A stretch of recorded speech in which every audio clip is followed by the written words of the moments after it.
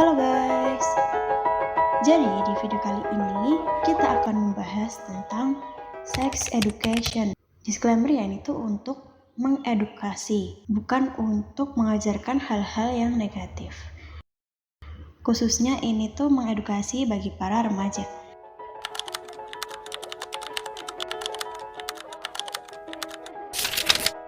Seksualitas yaitu keseluruhan kompleksitas emosi, perasaan, kepribadian, dan sikap seseorang yang berkaitan dengan perilaku serta orientasi seksualnya. Atau bisa disebut sebagai aspek-aspek yang terkait dengan seks dan aktivitas seksual yang mempengaruhi individunya. Lalu, seks bebas pada remaja itu adalah kegiatan seks yang dilakukan dengan tidak wajar tanpa adanya ikatan resmi atau pernikahan pada remaja. Nah, ini tuh tidak untuk ditiru ya, tidak boleh malahan, karena melanggar agama dan melanggar aturan negara.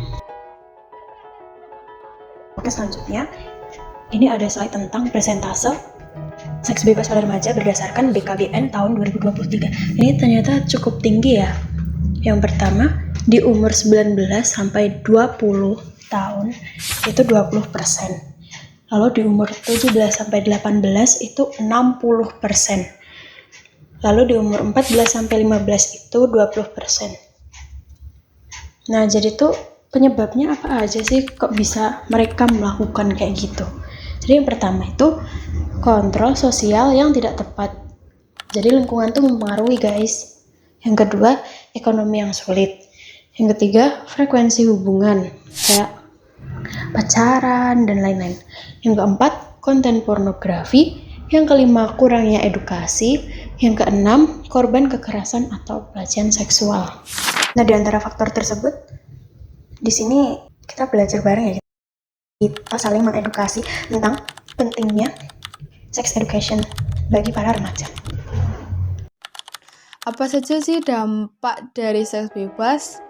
Yang pertama ada kehamilan, dua ada self-respect yang rendah, ketiga ada penyakit kelamin, keempat dikucilkan oleh masyarakat.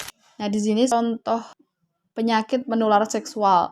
Yang pertama ada gonore. Gonore yaitu penyakit yang diakibatkan adanya infeksi menular seksual dan disebabkan oleh bakteri N. gonorrhoeae.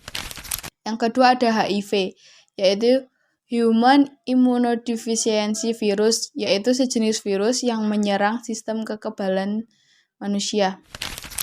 Yang ketiga yaitu ada sifilis. Sifilis adalah salah satu penyakit berjangkit yang disebabkan oleh jangkitan bakteria yang dikenali sebagai Treponema pallidum.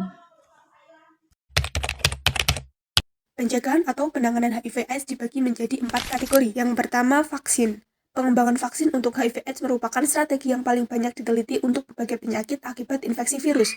Namun, pengembangan vaksin yang aman dan efektif untuk HIV sangatlah sulit. Keragaman genetik yang luas dan tingkat mutasi yang tinggi adalah rintangan utama dalam pengembangan vaksin HIV. Yang kedua, inhibitor entry makromolekular HIV. Inhibitor entry makromolekular menunjukkan hasil yang baik pada hewan coba. Clinical trial pada manusia gagal menunjukkan hasil yang signifikan apabila dibandingkan dengan placebo. Kenyataannya, entry inhibitor seperti selulose sulfat menunjukkan peningkatan risiko penularan HIV karena kerusakan epitelium vagina. Yang ketiga, obat antiretroviral. Dengan adanya konsentrasi yang cukup dari obat antiretroviral dapat membantu pencegahan infeksi HIV. Obat yang beraksi sebelum integrasi antara HIV dengan DNA manusia berguna sebagai profilaksis HIV.